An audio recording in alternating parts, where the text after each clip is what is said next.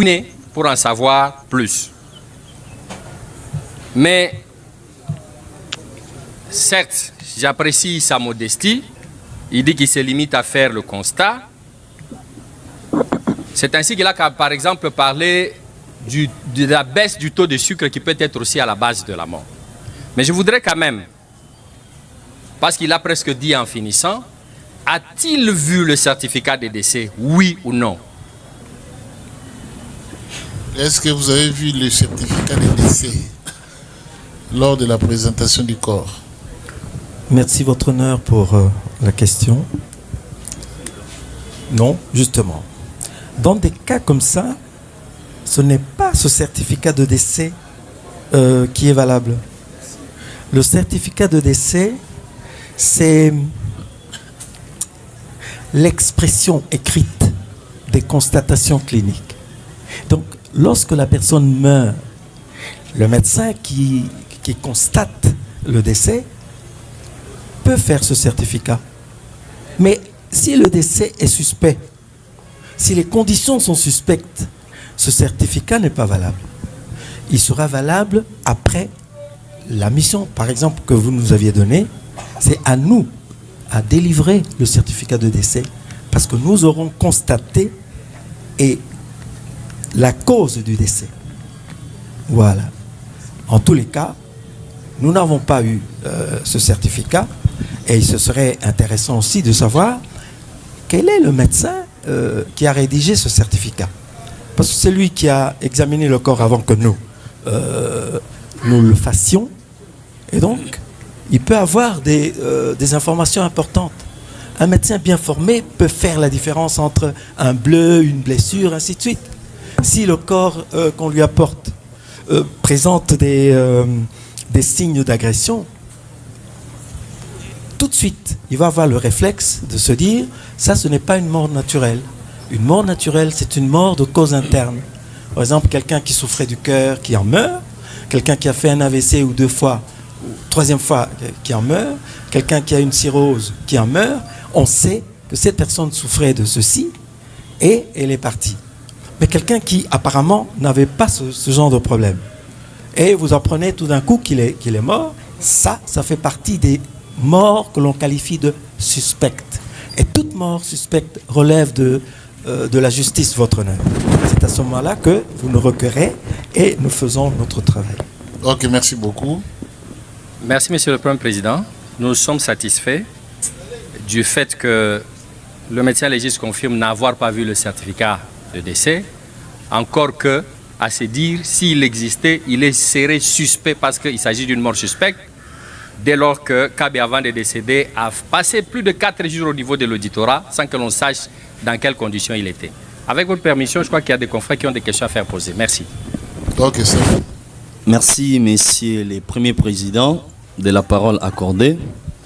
Déjà dans l'entrée du jeu, messieurs les premiers présidents, nous saluons la narration telle que présentée par l'expert en séjour, messieurs les présidents. L'on peut encore réaffirmer en ce jour, messieurs les premiers présidents, de ce que nous avons dit à l'audience de la fois passée, que nous confirmons ce rapport, et ce rapport va à l'avantage ou à l'intérêt de tous les prévenus qui comparaissent par devers vous, messieurs les premiers présidents. Mais voici une autre question, messieurs les premiers présidents. C'est le premier président, parce que l'expert vous a dit tout à l'heure ici que les policiers Kabéa, sa mort est suite à l'hémorragie cérébrale. Et par rapport à l'hémorragie cérébrale, le médecin a parlé de 2 causes. Il a donné 2 hypothèses, monsieur le Premier Président. Il a parlé des tensions dans le cerveau, il a parlé les chocs, ainsi de suite. Maintenant, notre question est celle-ci. Comment peut-on retenir des tensions cérébrales à l'égard de la mort du policier Kabéa? Quand il parle de tensions cérébrales, on peut admettre ou on peut conclure que les policiers Kabéa avaient reçu les coups administré par quelqu'un, ou soit les policiers KBA avaient reçu les coups lorsqu'il était tombé, ou soit la tension était par rapport à l'AVC. C'est ça les trois préoccupations, monsieur le Premier Président. Oui, docteur, vous pouvez répondre directement. Merci, votre honneur, pour la parole accordée. C'est vrai que c'est pas évident pour le juriste de comprendre les mécanismes qui peuvent amener à la mort. C'est vrai que ce n'est pas votre tasse de thé, mais c'est parce que vous n'avez pas eu la formation biomédicale. C'est tout à fait normal. C'est un peu le problème que nous avons avec les termes juridiques. C'est un peu compliqué. Ce sont les griefs que les uns font aux autres, ainsi de suite.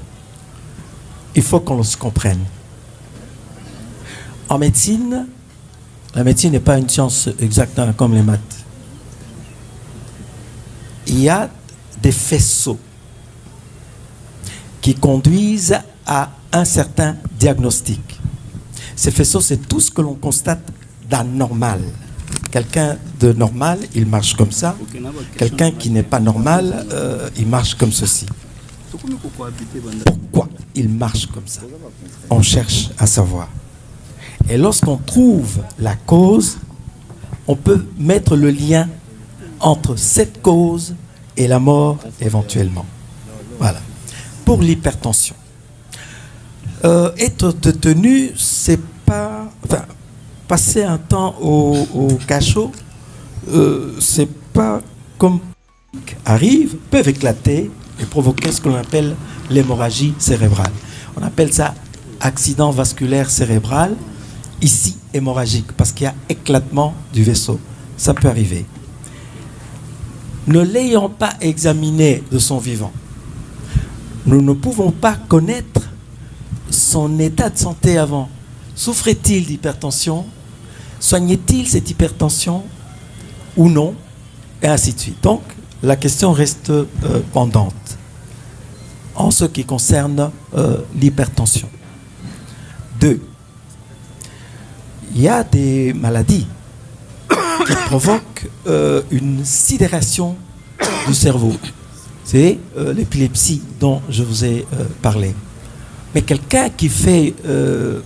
qui pique une crise d'épilepsie, une crise d'épilepsie ne passe pas inaperçue. C'est tout à fait spectaculaire.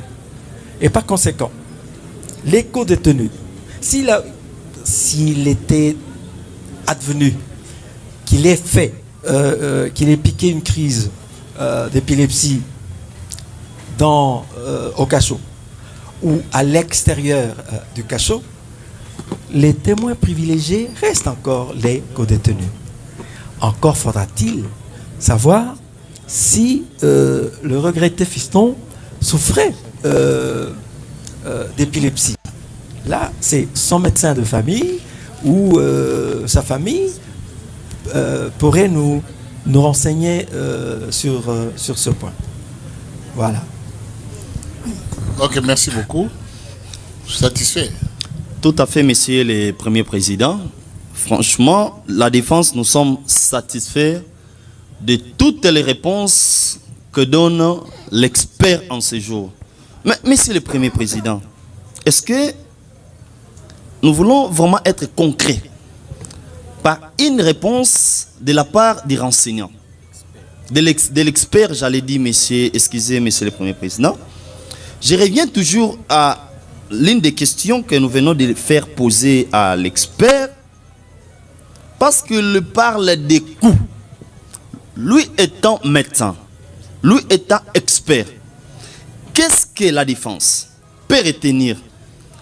C'est un coût ou ce sont des coûts constatés par un individu ou ce sont des coûts constatés lorsque la personne était tombée par terre? Nous voulons vraiment être éclairés, précis par rapport à cette réponse. Nous avons rendez un peu la question intelligible. Même la Cour qui n'est pas expert en médecine ne comprend absolument rien. Monsieur le Président, nous avons dit ceci. L'expert nous louons ses réponses. Bien qu'il a déjà répondu intelligiblement, mais nous voulons aussi être concrets, Monsieur le Premier Président. Le policier Kabea, sa cause de la mort était suite à l'hémorragie, c'était suite à la tension au niveau du cerveau. Là, vraiment, nous sommes tout à fait d'accord avec l'expert. Mais la question qui reste pendante, pour ce qui nous concerne, Monsieur le Premier Président, est celle de savoir la tension. Quand est-ce qu'on peut constater la tension au niveau du cerveau? C'est lorsque on vous a administré les coups, ou soit c'est lorsque vous êtes tombé par terre. Le docteur peut répondre. Oui, merci, votre honneur, pour la parole accordée.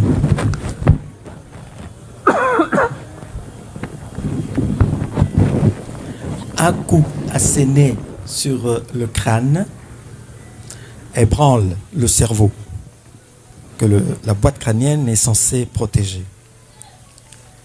Cela peut amener au cisaillement des vaisseaux qui peuvent éclater et donner aussi une hémorragie. L'onde de choc d'un coup sur la tête peut avoir les mêmes conséquences. C'est un peu ce qu'on a essayé d'expliquer dans le rapport. Mais un coup très fort ne va pas provoquer tout de suite l'hypertension. Ce sera plutôt l'hypotension. Un coup très fort va provoquer l'hypotension. C'est à cause de ça que la personne va tomber. Parce que quand la tension baisse à un niveau trop bas, la pompe cardiaque ne fonctionne plus normalement. Et donc, elle pompe, comme on dirait, à vide. Et je vous ai dit que les cellules du cerveau sont excessivement vulnérables et sensibles au manque d'oxygène. Et si le cœur ne fonctionne pas, il n'envoie pas le sang au niveau du cerveau, ces cellules seront les premières à souffrir de ce manque. Il y aura syncope, qui est la première phase de l'inconscience. Et si on ne fait rien, l'inconscience va s'approfondir, on entre dans ce qu'on appelle le coma. Et si toujours rien n'est fait, cette personne peut mourir. C'est un peu ça. Maintenant, lorsqu'on fait une chute, quelle que soit la façon dont on tombe, il y a toujours une partie du corps qui touche le corps la première. On peut tomber sur l'arrière, sur le dos, sur l'épaule, ainsi de suite.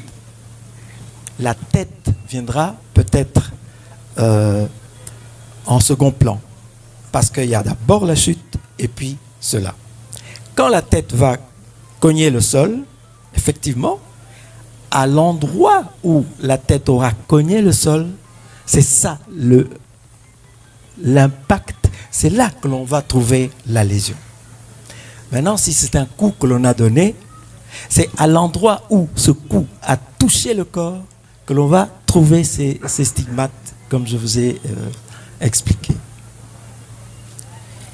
Merci.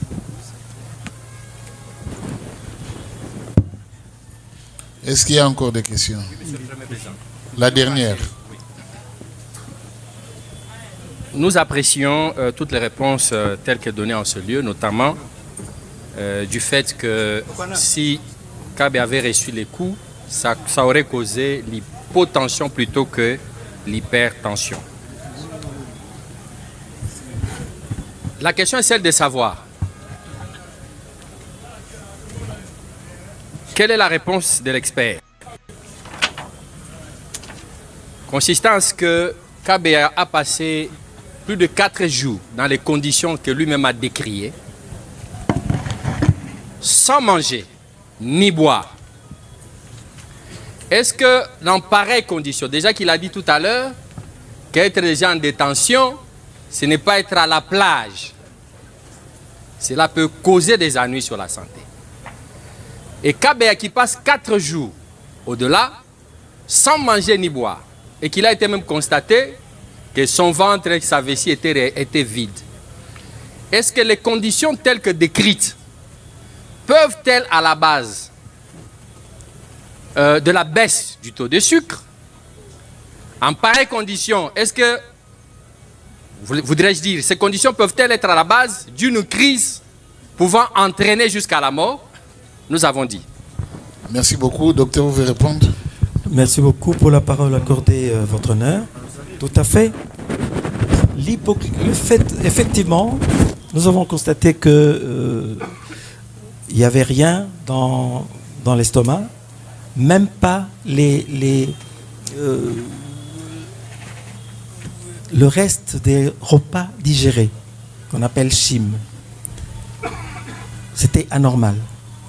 Et puis, au niveau des mains, nous avons remarqué des signes de déshydratation.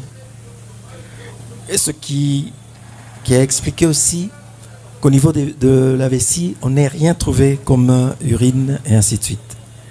Et effectivement, l'hypoglycémie peut provoquer une chute comme ça d'ailleurs. Et selon la manière dont on tombe, les parties du corps qui touchent le sol peuvent être endommagées. Donc, l'hypoglycémie, comme dit Maître, peut effectivement provoquer ça. Donc, merci beaucoup. Il y a une question pour le membre de la Cour. Oui, oui. Ministère public, encore? Oui. Merci, Monsieur le Président, pour la parole. J'ai aimé l'explication fournie par le médecin. Il commence d'abord par nous dire qu'il n'y a pas une cause scientifique directe liée à la mort. C'est par principe à la liberté des causes qui peuvent entraîner la mort qu'il a émis toutes ces hypothèses. Alors, ma préoccupation, c'est la suivante. Parce que lui, il est l'expert qui est venu nous renseigner. Il commence par nous dire qu'il fallait poser la question aux témoins oculaires, ceux qui ont vécu les faits. La Cour a déjà eu à entendre les témoins oculaires qui étaient présents au moment de l'arrestation de Kabeya. L'arrestation qui était très violente, où on a administré au regretté Kabeya des coups de pied, des coups de crosse, et à la tête et à d'autres membranes. Avant même qu'on l'amène à l'auditoire. Kabeya était un homme vivant ce jour-là. Il était en train de régler la circulation. C'est qu'il n'était pas malade. Il était sur la voie publique en train de régler la circulation. On l'interrompt dans ces conditions à faire son travail. On le prend violemment. On le fait monter dans ce qu'on appelle Bercy par la police. Alors, dans cette violence, Bercy, c'est le milieu de l'air du derrière. Il y a des barres de fer qui séparent sous cette violence par rapport à ce que vous avez constaté. Est-ce que vous pouvez nous dire les conséquences liées au coup qu'il aurait reçu ce jour-là et les conséquences qui sont liées à la violence qui a été perpétrée contre lui ce jour-là avant de l'amener à l'auditoire?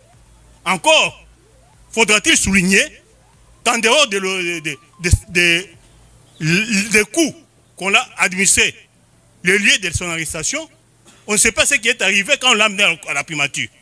Si on a continué encore, qu'on y gaillé, qu'on a tout évité. Alors, l'état dans lequel on a amené à l'auditoire, un état d'un homme très affaibli, un état d'un homme très affaibli, avec des tenues déchirées, parce que vous êtes l'expert qui est là pour nous éclairer la cour. Pouvez-vous, en âme et conscience, nous dire par rapport aux exigences de votre métier, dans de telles circonstances, après avoir examiné le corps, qu'est-ce que nous diriez, que pouvez-vous dire à la Cour dans de telles circonstances? Merci. Merci, Votre Honneur, pour la parole accordée. À l'adresse de l'organe de la loi, d'après ce que je viens d'apprendre, n'ayant pas été témoin de cette violence, et ainsi de suite, c'est ce qui est reporté. Normalement, on n'aurait pas dû l'amener ni au cachot, ni à l'auditorat. Quelqu'un que l'on a lynché, parce que c'est ça qu'il faut sous-entendre, son état nécessite l'hospitalisation et non pas la détention au cachot. C'est une question à laquelle il faudra quand même qu'on réponde. Parmi les interrogations que j'ai posées, c'est dans ce sens-là, Votre Honneur. Donc, son état nécessitait une prise en charge médicale, une hospitalisation et non pas une détention. C'est déjà une anomalie en soi. C'est, j'apprends effectivement que l'arrestation était tumultueuse. Les détails que l'on vient d'apprendre ici, coup de crosse, coup de pied, et ainsi de suite. D'accord.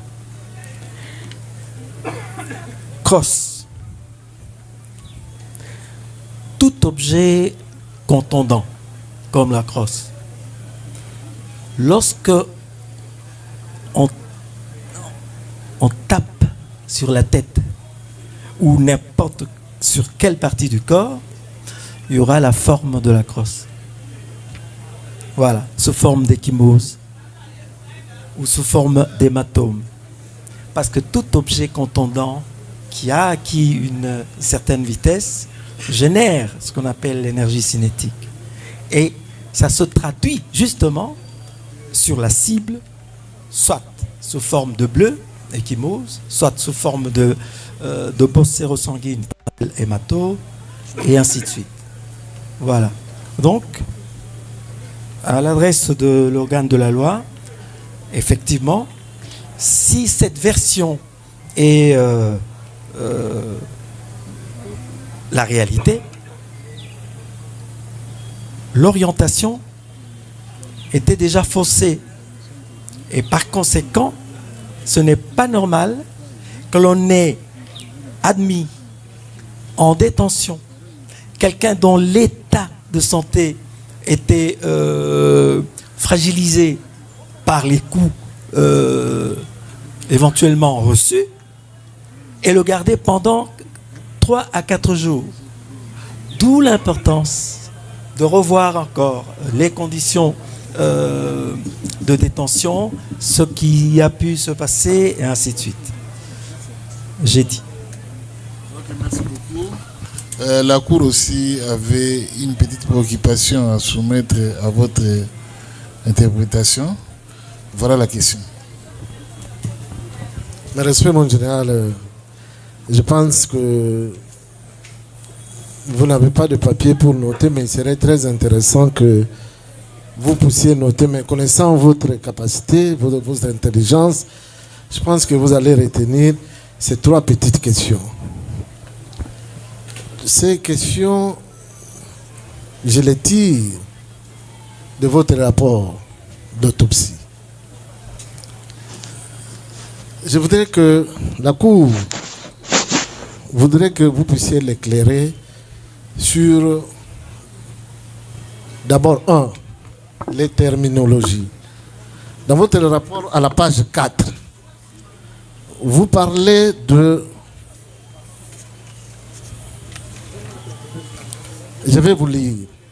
S'agissant de l'examen interne et nécropsie, c'est-à-dire l'autopsie. Niveau céphalique. Plus bas là-bas, ce qui nous intéresse, vous dites, c'est-à-dire ouverture de la boîte crânienne. Lorsque vous avez opéré l'ouverture de la boîte crânienne, Vous avez noté une hémorragie sous-durable et intracérébrale, sans fracture de la voûte crânienne. La voûte crânienne, c'est quoi? Et puis, vous dites sans fracture.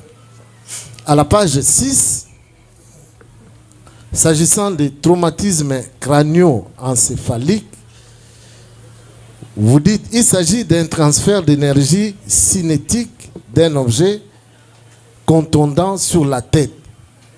L'onde des chocs a occasionné une fracture de la boîte crânienne et une hémorragie cérébrale. Alors, d'un côté, vous vous dites voûte crânienne sans fracture, et puis fracture de la boîte crânienne. Ces deux concepts-là, ces deux termes techniques, si vous pouvez les placer dans leur contexte pour que nous puissions bien comprendre. La deuxième, c'est par rapport à votre exposé, à votre narration de faits. Vous donnez la date du décès. Doit-on considérer? Parce que tout à l'heure, là, vous veniez de dire qu'il n'appartenait pas au médecin qui l'avait reçu. En cas, selon vous, de suspicion, c'est le médecin légiste. Mais est-ce que cette date ici, du 29 mars 2025, est-ce que c'est la date du décès du défunt KBA que la Cour doit retenir, ou selon vous? Parce que dans le rapport médical, vous ne précisez pas la date et l'heure à laquelle, la date précise et l'heure à laquelle le défunt KBA est décédé. Alors, en lisant votre exposé des faits, votre rectorat, nous retrouvons une date, la date du 29 mars 2025. Est-ce que c'est cette date-là? Est-ce que c'est cette date-là que la Cour doit retenir? Alors, la troisième question, peut-être la dernière pour moi. Docteur, vous avez dit ceci. Quand vous avez expliqué en résumé votre rapport, vous avez dit qu'en ouvrant la tête, vous avez trouvé du sang qui n'avait pas sa place dans la boîte crânienne ou là-dedans, dans la tête. Du sang qui n'avait pas sa place. Du sang qui coulait en dehors des veines. Est-ce que vous pouvez nous dire, selon la médecine légale, selon vous, experts, un homme qui se présente dans cet état peut être dans quel état? Pendant combien de jours? Le sang, ça commence à circuler maintenant. Est-ce que c'est tout de suite qu'il tombe, qu'il s'évanouit, qu'il perd connaissance, qu'il a des vertiges? Ça peut prendre combien de temps? Cette question va nous renvoyer à la deuxième. Merci beaucoup. Vous avez la parole, docteur, pour répondre à ces questions. Merci beaucoup, Votre Honneur, pour la parole accordée. Merci, Votre Honneur, pour ces questions.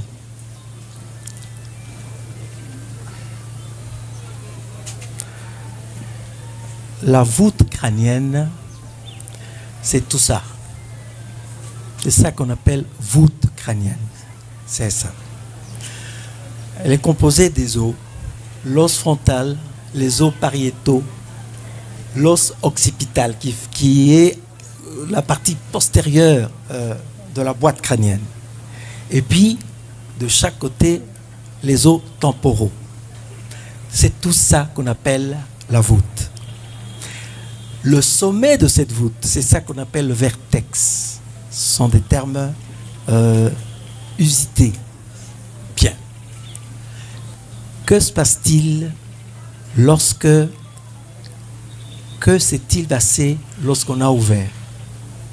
On a trouvé du sang sous la membrane qu'on appelle la dure mère. Dure mère.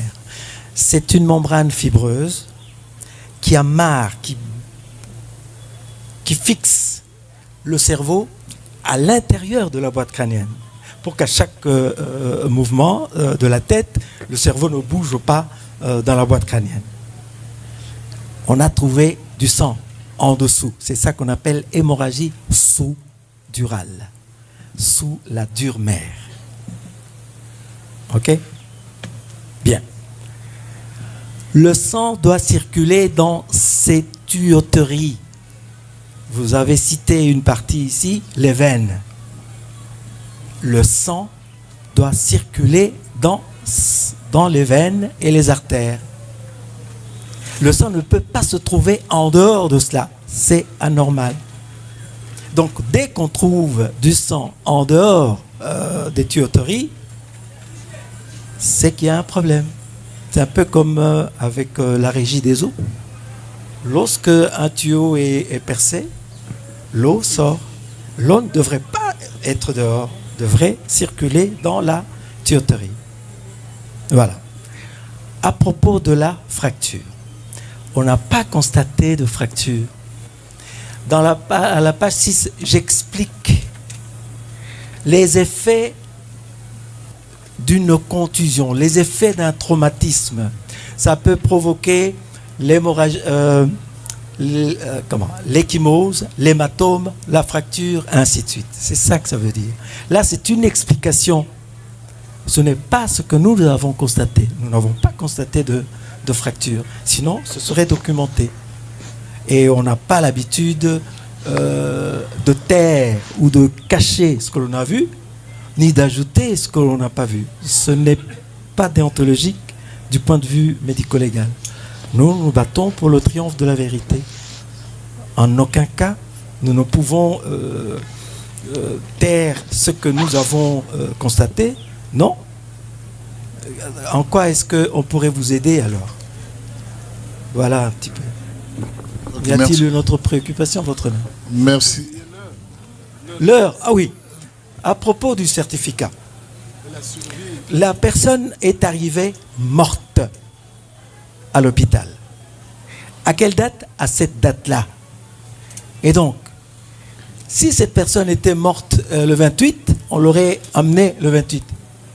Parce que la place du mort, c'est pas parmi les vivants.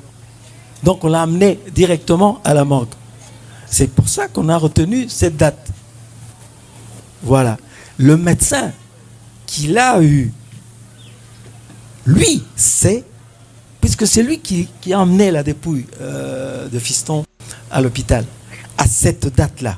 C'est celle-là que l'on a retenue, parce qu'on ne peut pas inventer. Et de un, comme j'avais répondu à l'organe de la loi, si des lésions aussi importantes, si les lésions aussi importantes qui ont touché le cerveau, la personne serait morte le même jour. Il y a une plus grande probabilité que cette personne soit morte le même jour, eu égard à la gravité des lésions. Oui, mon général, nous vous avons bien suivi. Mais je voudrais revenir sur la question. Si la Cour vous a bien compris, la Cour doit noter que au niveau de la médecine légale, il n'est pas possible que vous puissiez déterminer l'heure ou le jour du décès de quelqu'un, d'un cadavre. Parce qu'on apprend l'archéologie, on a trouvé des os qui datent d'autant d'années. On a trouvé ceci, un cadavre qui date d'autant de mois. Mais vous avez été saisi. Et je vous rappelle que vous avez dit ici que c'est le médecin qui avait constaté le décès. Ne pouvait pas ou pouvait estimer, non, voilà, la cause de la mort, il est mort par ceci, par cela. Et que le vrai certificat, c'est vous, médecin légiste. Donc nous devons noter que à votre niveau,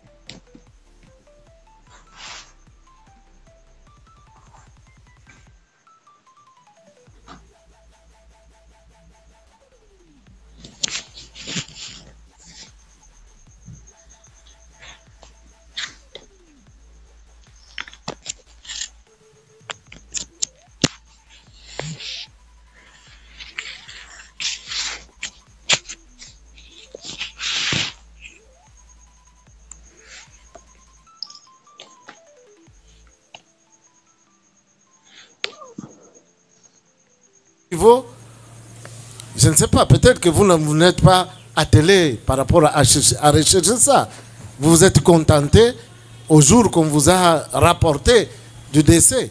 Mais est-ce qu'il est impossible? Il vous a été impossible de déterminer l'heure et le jour et l'heure du décès de M. Kabea. Mais la dernière question, vous n'avez pas aussi répondu à ça. Combien de temps quelqu'un qui est atteint d'une hémorragie cérébrale peut résister?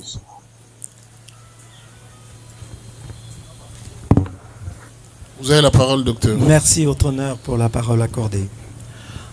Je crois qu'il faut recadrer les choses pour que vous compreniez mieux. C'est notre travail de déterminer la date et ainsi de suite. Nous avons des méthodes pour ça. À la question que vous m'aviez posée, quant à la date, je vous ai dit, nous avons retenu la date du 29 parce que c'est à cette date que l'on a emmené le corps mort à l'hôpital. C'est tout. Mais maintenant, comment on procède pour déterminer l'heure et ainsi de suite?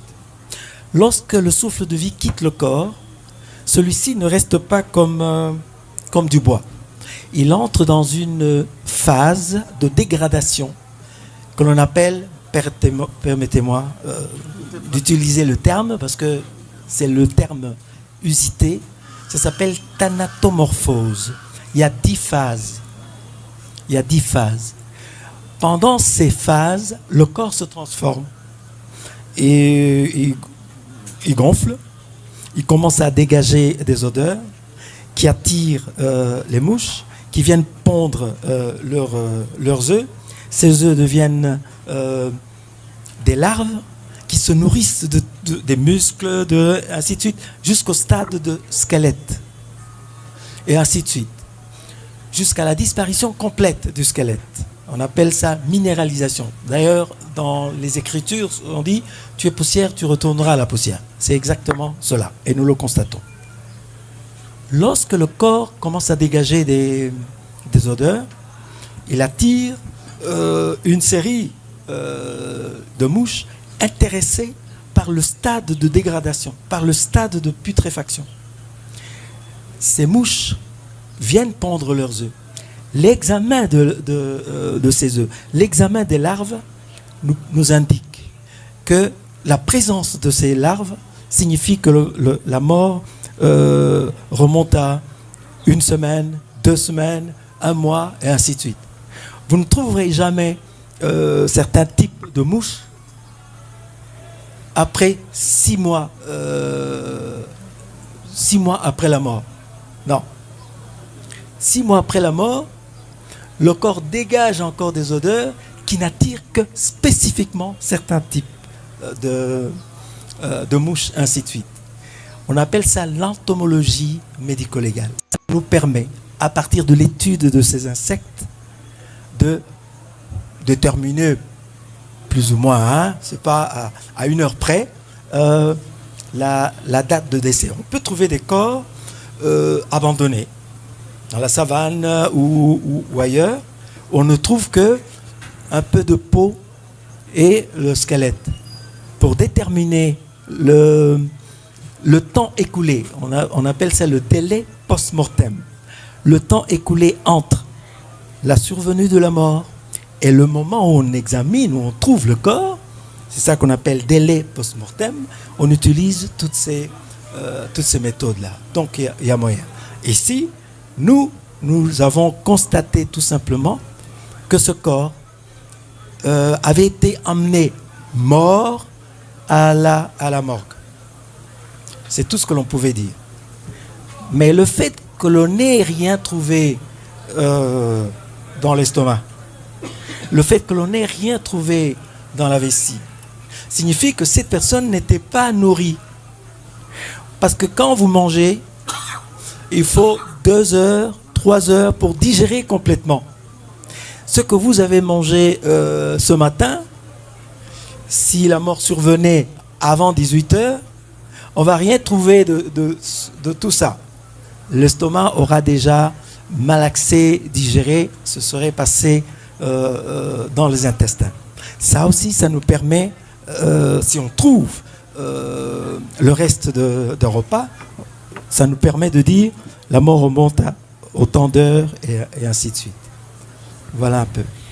Ok, merci beaucoup, mon général. La Cour pose la question aux parties au procès. Est-ce qu'on peut se limiter à l'intervention du docteur ou c'est encore important de faire comparaître le capitaine Mwamba parce que son père spirituel a tout dit, qui a vu Jésus, en fait, qui a vu le père n'a plus besoin et dépassé par des intermédiaires. On a vu Jésus, c'est tout. Il y a plus de questions, tout est clair. Ok. Greffier, veuillez acter que les parties ont constaté, en fait la Cour constate que les parties n'ont plus de questions à poser et déclare que l'intervention du docteur, du général, est tout à fait claire. Donc du côté partie civile,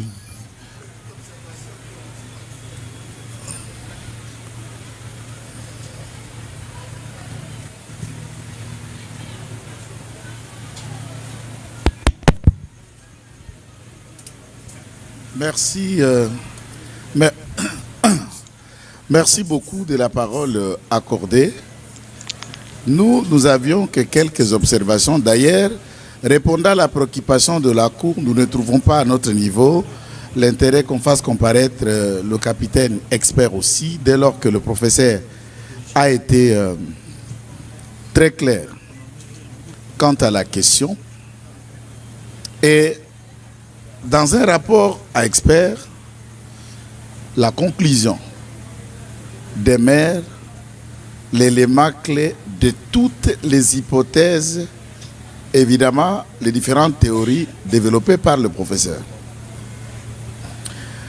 Pour nous, en écoutant les différentes explications et en écoutant ici la partie prévenue de leurs explications,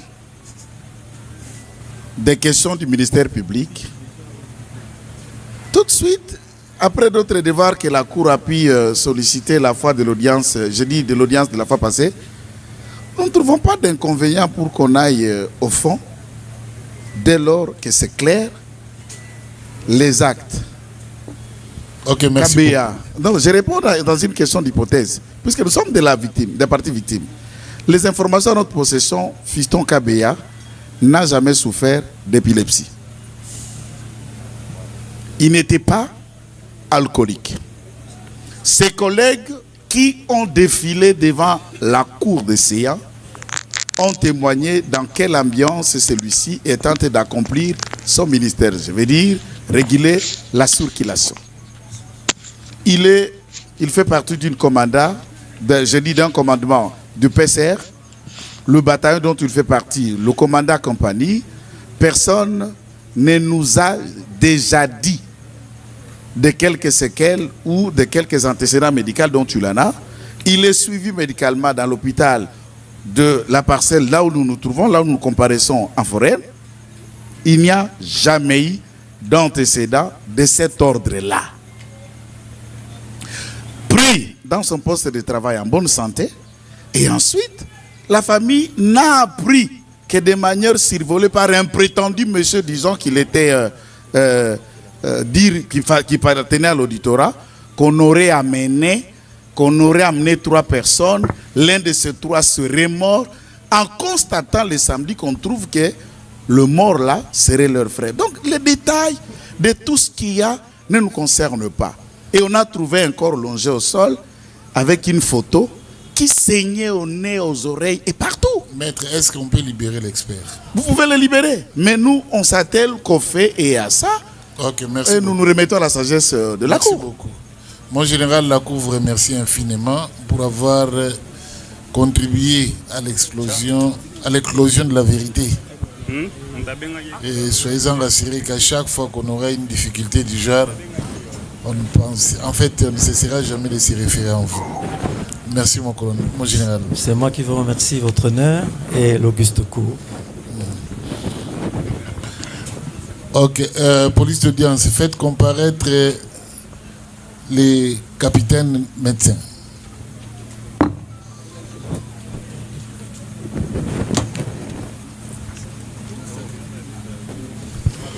Voilà, chers abonnés à Africa Télévision, donc pour la comparution, il y a médecin légiste, docteur Chomba, Aza général. Voilà. À Outibongo, pour répondre à la question, il y a l'avocat, puis question, il y a cours. Je crois que ma carte est claire. De toute façon, il a dit clairement que le KBA a bêta maquillé. Il y a et puis maquillé Tina. Voilà. Et tu as les comparaison, il y a assistant là. Je ne sais pas ce qu'il y a collé parce que le capitaine est là. Le général avait déjà tout dit. Donc le capitaine il fait partie de l'équipe et ça là qui autopsie. Lui aussi pourra répondre à quelques questions de la cour. Voilà. Il est où? Voilà. Le général est très intelligent. Hein? Elle a vraiment maïl. C'est une fierté nationale. Hein? C'est vraiment une fierté nationale. La cour suspend l'audience pendant 5 minutes, le temps que les capitaines médecins ne comparaissent.